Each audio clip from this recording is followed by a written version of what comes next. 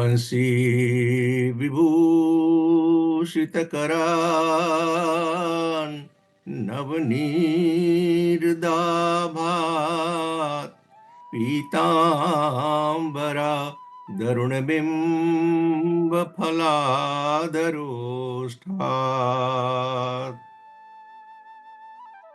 पूर्णेन्दुसुन्दरमुखात् अरविन्दनेत्रात् कृष्णात् परं किमपि तत्त्वमहं न जाने। अखण्डमण्डलाकारम् व्याप्तं येन चराचरम् तत्पदं दर्शितं येन तस्मै श्रीगुरवे नमः। Divine souls, Jai Shri Krishna, Jai Gurudev. We have been going through chapter 12, and last week we started to decipher what Bhagavan talks about in mantra 16. Bhagavan says, Anapeksha Shuchir Daksha Udasino Gatavyatha Sarvarambha Parityagi Yo Madbhakta Same Priyaha. He who has no expectation is pure, skillful, impartial, free from pain, and who is renouncer of all undertakings. Such a devotee of mine is dear to me. Let me explain one word after another. When we talk of anapeksha, it is opposite of apeksha, expectation, dependence on. So Bhagavan says that yogi bhakta, that jnani bhakta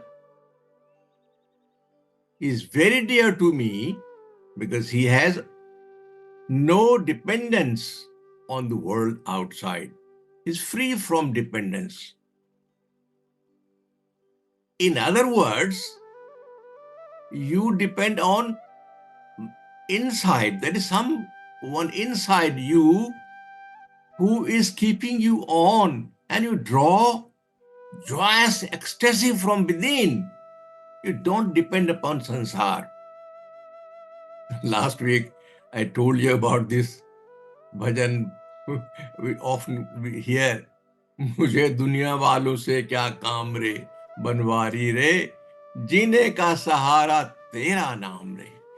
अगर जीने का सहारा तेरा नाम है तो फिर दुनिया वालों से क्या काम. बहुत सही, absolutely correct, no doubt about it. But again, it is a question of how much we depend on ourselves, our what we call is mind, and the environment, the world outside. If we are able to get away from dependence on sansar and rely everything, surrender yourself entirely to Bhagavan, then you are supreme Jnani Bhakta. That Jnani Bhakta is also Suchi, is purity, not only from outside, but also from within. He is Daksha, he is very careful, he watches, he is alert. What he is alert about?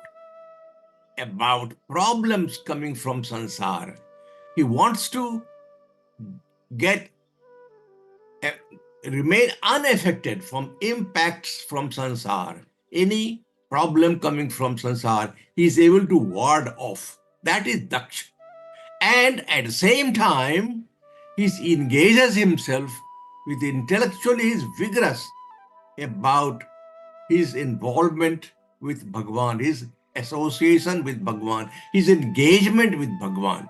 So at one side, he is mentally fully agile, fully alert to be able to not get affected by implications, by things outside in the world. He is भगवान के साथ संबंध स्थापित करता है, संसार से संबंध नहीं, संसार से संबंध छोड़कर भगवान के साथ संबंध जोड़ता है. That is Daksha, that he is alert about it. Now coming to Udasin, Udasin has two words, Ut, Asin. Ut is higher and Asin is pedestal. So one is at a higher pedestal. Meaning of Udasin is impartial, pakshapat rahit, nirlipt. When he has to take a decision, that decision should be impartial, without any favoritism, is at a higher level. Now when we talk of Udasin, I have put there Ubhaya Bharati. Ubhaya Bharati name comes up, and most of you will know that this Ubhaya Bharati was wife of Mandana Misra. The story of the debate between Mandan Misra and Adi Shankaracharya is very much prevalent, very much known people. The interesting thing was that Ubhaya Bharati was the wife of Mandan Misra, who had to in debate defeat Adi Shankaracharya. Now imagine somebody's wife is the judge and he has to fight with or debate with somebody else, and she had to take a decision having husband at one side and another person debating with him. Little bit of, I would like to share with you, little bit of background about this story of Adi Shankaracharya having debate with Mandan Misra. Adi Shankaracharya was born at a time when the Buddhism was on decline. You know, the Buddhists had spread very widely during 5th century BC, and at that time, the Sanatan Dharma was somewhere in the doldrum. The Buddhism had very much spread rampant, but at the time when Adi Shankaracharya was born, then their decline had started to take place in Buddhism. But Sanatan Dharma was mainly, it was Karma Kand. You know, in Veda, we have what 100,000 sloka, of which 80,000 are Karma Kand. So people were following all the Karma Kand, or Karma Kandi. There are 16,000 Upasana Kand, and only 4,000 is what is called Jnana Kand. When Adi Shankaracharya came, he was from very childhood, he was very bright, and at the age of 8, he took sannyasa and went to the ashram of Govind Bhagavad Pada. And there he was there for 4 years. And at the age of 12, he was asked to go to Badrinath. He went to Badrinath, and there he wrote Bhasya, commentary, on all the 3 Prasthanatraya, it is called, 3 of them, that is Upanishad, Bhagavad Gita, and Brahma Sutra. As he compiled all those and wrote Bhasya on that, he came to know of one Kumarilla. This Kumarilla was under tutelage of a Buddhist, and he wrote literature on commentary by Adi Sankara. So it became contradictory, and it so happened that he was asked more or less by his guru to submit to fire, to get burned, because he betrayed Buddhism. Adi Sankara came to know about it, so he ran to Prayag where he was there. But then Kumarilla said that you will have to convince Mandan Mishra, who was a very powerful Karma Kandi. And that's how from Prayag, Adi Sankara came to Bihar, where he was asked to have a debate with Mandan Mishra. It was gracious of Adi Sankara himself who proposed and let his wife Ubhaya Bharati be the judge for it. And it so happened that in the debate, Adi Sankara won, and he became disciple of Adi Sankara under Mandan Mishra. So the story goes in, I am trying to put before you the perspective that how Sanatan Dharma declined because of the prevalence of Buddhism, and then it came up again, and what came up was not Karma Kand, but Advaita Vedanta came up. So Advaita Vedanta thing, they started to propagate the philosophy of non-dualism, and that's how Adi Sankara was responsible for that. Now coming to, that was the Udasina. Now when we come to Gatavyathaha, that is free from pain, even if the cause of pain is there.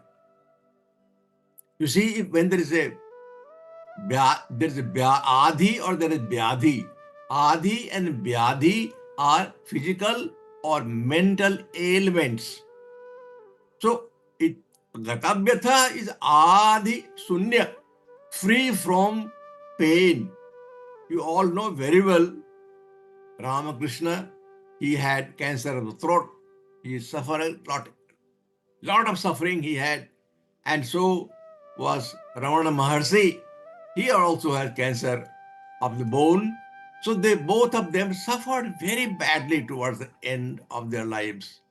Yet they endured it. Gatavyatha. They had no vyatha. They didn't feel pain because pain was in the body. And they didn't regard body to be his. Body is part of sansar. So if something is happening in sansar, why should I worry about it? That was the attitude. They considered themselves as Paramatma, Brahma, Aham Brahmasmi, and as such, anything happening in the body was not of their concern. They were able to endure it. They were able to ward off. They were able to see that the suffering in the body is not my suffering. That is Gatavyatha. Sarvarambha Parityagi. That is, renounces every undertaking. That is, whatever is happening in the sansara, he is not making a start of any activity to end all beginnings. We all know behind any undertaking, there is a sense of doership, which is hidden there. Even if you are not claiming, you are doing something, that is evidence there is a sense of doership. You may claim to be the doer, but actually the doer is Prakriti. In fact, each and every action is we perform, there is this essence of Prakriti behind it. Prakriteha kriyamanani gunaih karmani sarvashah ahankara vimudhatma kartaham iti manyate. It is because of your ego. You feel that it is my body and I am using this body, mind, intellect, and physical body to perform action. But you do not realize that all the actions are driven by guna. They're all because of the guna in you and you, or in the parts of the body which you think is yours. They are all driven by that. And as such, even though physically you are performing, the fact is it is because of the guna that being performed. Now you see, this word sarvarambha parityagi is appearing in this verse of 12th chapter. It is also appearing in verse 25 of chapter 14. Sarvarambha parityagi. And this also comes within the number of attributes of gunatit. We have talked about that. If you remember, I had put up this characteristics of enlightened one. In this slide, I had put all the characteristics of Jivan Mukta, Sthita Pragya, Gunatita or Prabuddha in Karma Yoga, in Bhakti Yoga, in Jnana Yoga, in Gunatit, and also divine endowment. All these are these characteristics as we are talking about. We have learned about it and we know all these exist. In Gunatit, when we talk about, again, this Manapamanayo Tulya, Tulyo Mitrari Pakshayo Sarvarambha Parityagi Gunatita Sa Uchyate. That who remains same in honor and dishonor, who treat both friend and foe alike, and who have abandoned all enterprises. See this Sarvarambha Parityagi. I will explain a bit more. They are said to have risen from three guna. First, we understand that whatever action is being performed, that all cannot happen if there is no guna. That means you are gunatit. If you are beyond guna, all these things will not happen, because behind every action, there has to be this guna behind it. That is gunatita. Now, when we talk of Sarvarambha Parityagi, it is also recommended, you will learn in chapter 18, when it said, Sarvarambhi dose na dhume ragni privavrtaha. All endeavors when you perform, there is veil, there is some evil behind, as fire is by smoke. When you see smoke, you realize there is fire behind it. So also when you perform any action, sarvarambha, as you start performing action, there is dosa in that. And dosa is some sort of evil in each and every action. But can you remain without performing action? No. Each and every one, each one of us, we are forced, compelled. Tyajam dos badidye ke karma prahur manisna. Also, manisna, they also say that because all the actions has dosa in it, you should avoid this. So you see, behind not performing action, behind this suggestion not to initiate any action, it has been understood well two things. One, that there is essence of desire behind each and every action. There is all guna behind every action, and that you have to accept that you are performing action. There will be some dosa in that. Sarvarambhi dose na tyajam dosa badityeki.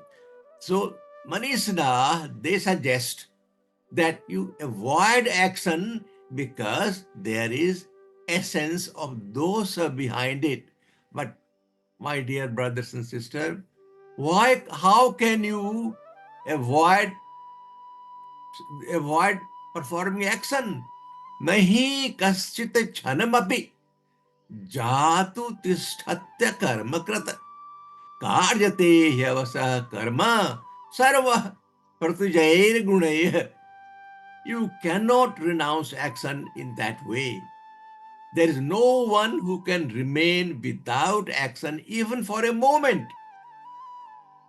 Indeed, all beings are compelled, avasaha, forcefully, they are compelled to act by their qualities born of material nature, three guna. So, what is the way out? On one side, you say that every action has got dosa in it, and on the other side, say that you have to perform action because you can't live without performing action. So, what is the choice? How can one remain sarvarambha parityagi? The answer is that you have to transform all your karma into akarma. You perform action, but while performing action, take care that it becomes akarma. There is no fruit, any wrong result emerges out of it, or you start performing action with the attitude that you are not the doer. So you have niskama karma. You are either gunatit, you get rid of all your guna, even sato guna. Maharaji was just talking about watch. He said that somebody brought that present and he said it is for me or for. See, that feeling, even that is for a good purpose to keep track of the time. But even if that feeling that I should have, it is for me, that again there is guna attached. Even though it is satogun, even satogun is a deterrent at some level, although at a very high level. You should get rid of tamogun, rajogun, and then satogun. Get rid of satogun also. Then you become what is called gunatita. So you become gunatita and perform action. Fine, that's good. You should perform, but that action will not counted in the account of any giving any prarabdha. So that will not be counted as karma. You have to have doership in that, then it's count. That is the definition of karma anyway. Or you are niskam karmi. That is another grade we all very well understand. Now, I was able to get excited when I saw this word anarambha in Ramayana. And you know, it is a beautiful thing when you go through Ramayana, it touches your heart much more, because the language is all so simple and easy to understand. No big Sanskrit. It's very simple language. And in Ramcharitmanas, you see this verse in Uttarakhand.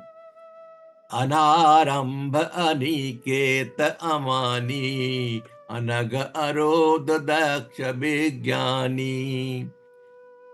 You see, I will come to that. In this period, in this 6 verses in Uttarakhand, what happens? Little bit of background. What happens?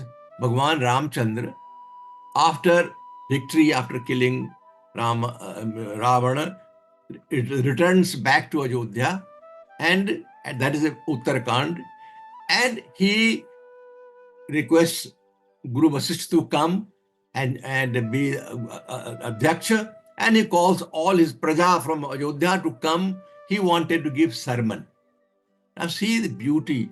That sermon which he gives to all his praja fits in very well with all those we are talking about in Karma Yoga, Bhakti Yoga, Gyan Yoga, Gunatit. in all these attributes which we have been talking about, which is given in Bhagavad Gita, Bhagwan Ram gives that to his praja in 6 verses in Uttarkand. I will not go through all of them, but I will just refer to this Chopai, which says Anarambha Aniket Amani. Again, those words are there. Aniket, we'll come to that in a minute. Amani, Anagha, Aros, Daksha we just heard about, Vigyani. So those who do not initiate action with a hope to obtain fruit, that is Anarambha, homeless Aniketa, egoless Amani, sinless Anaga, without fury, skillful and knowledgeable. So actually that 25 attributes are given there. But let me also point out that in this very segment, Bhagwan also talks about comparison between Jnana Yoga and Bhakti Yoga. You see, in 12th chapter, Klesho Dikataraste Sam Obhyakta Sakta Chetasam. That part also is mentioned in Ramayana in this segment when he says, Jnana Agama Pratyuha Aneka Sadhan Katinana Man Kahu Teka Kahu Bhagati Pat Kavan Prayasa Yogana Makha Jap Tapa Upavasa. You see how beautifully he puts it. The same philosophy as Bhagwan Krishna tells to Arjuna, that Jnana Agam Pratyuh Aneka. Jnana is fathomless, with hurdles, which problem, Agam Pratyuha, that means lot of hurdle there. Sadhana Kathin, it is tough to practice. Na man kahu teka, it is very hard for mind to concentrate. That is how you can concentrate or devote onto unmanifest Brahma. That to concentrate on unmanifest Brahma is very hard, very difficult to concentrate. Kleso dhikatarastesa. That is hard to. What about bhakti? Kahahu bhagati patha kavan prayasa. Tell me, what is the problem what is the hurdle in bhakti? There is no hurdle. That means there is no hurdle in the path of bhakti. Why? Yoga namaka japa tap upavasa. There is no need for doing any japa, any yajna, austerity and fasting. You in bhakti, you may not be doing all those things. In fact, these are at a apara bhakti. You want to do para bhakti. So when you do para bhakti, you don't have to do all those fasting and japa and austerity. Even without doing that, भगवान के पास आपके दर्शन हो सकते हैं. सबरी ने कौन सा यज्ञ किया था, कौन सा उसने तप किया था, all those things need not be done, yet you can follow the path of bhakti. In so far devotion is concerned, it is easier. The path is not very difficult. Path is not unsurmountable, as it is to concentrate, to have the mind to bring into concentration and concentrate at the feet of the Lord. That path is not so easy. It is a bit difficult. Now let us move to the next verse, that is verse 17. In verse 17, Bhagwan says, Yo na hrishyati na dveshti na shochati na kankshati shubha shubha parityagi bhakti manya same priya. Yah, this he, na hrishyati, neither rejoices, na dveshti, nor he frets, na sochati, neither laments, na kankshati, nor hankers for gain, subha asubha parityagi, who renounces both good and evil. Bhaktiman, is full of devotion. Yah sa me priyah. Such a person is dear to me. My time is over. I think I will continue next week. Thank you very much. Jai Sri Krishna. Jai Gurudev.